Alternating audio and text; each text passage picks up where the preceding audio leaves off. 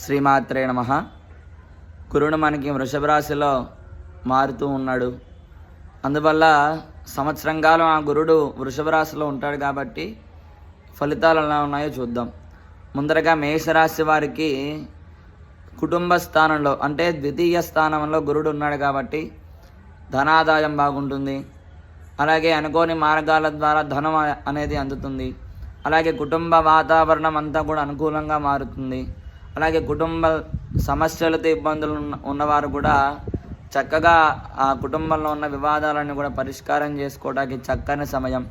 అలాగే రోగాలతో ఇబ్బందులు పడుతున్నవారు అంటే దీర్ఘకాలంగా ఏదైనా రోగాలు ఉన్న వారికి ఈ గురుడు అనేవాడు ఆ రోగాలని నివారణ చేయడానికి మంచి అనుగ్రహాన్ని ఇస్తాడు.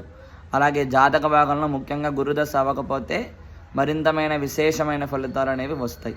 శ్రీమాత్రే నమః.